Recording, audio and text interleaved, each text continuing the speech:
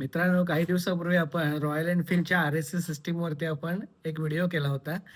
मी एका राईडसाठी चाललो होतो आणि शिरोळला गाडी बंद पडली होती. तर मी RSAला कॉल केला होता आणि RSAकडनं मला कुठल्याही प्रकारची सर्व्हिस मिळाली नव्हती. तर त्याबद्दल मी एक व्हिडिओ केला होता, की RSAची सर्व्हिस किती घाणेरडी आहे रॉयल एनफील्डची.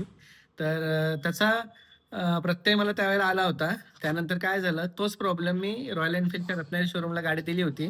तर मला वाटलं होतं तो प्रॉब्लेम सॉल्व्ह झाला आणि अजूनपर्यंत तो प्रॉब्लेम सॉल्व्ह झाला नाही. त्याचं काय झालं, मी मालवण राईडला गेलो होतो एक 4 दिवसापूर्वी आणि येताना साखरप्याच्या घाटामध्ये गाडी बंद पडली.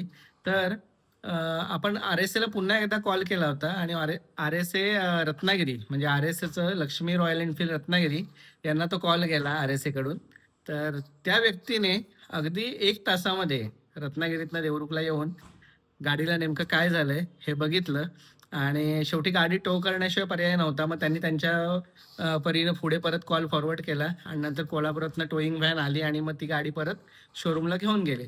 तर सांगण्याचा उद्देश काय, की मी ज्यावेळेला RSAबद्दल बोललो आणि मला शिरोळला खरोखर सर्व्हिस मिळाली नव्हती. अतिशय म्हणजे मला फार अपेक्षा होती आणि मला त्यांच्याकडनं कॉलबॅक पण आला नव्हता आणि घाणेरडी सर्व्हिस होती फार. पण या व्यक्तीने म्हणजे लक्ष्मी रॉयल एनफील्ड रत्नागिरी, तर अजय साळुंखे दादा आहेत तिथे.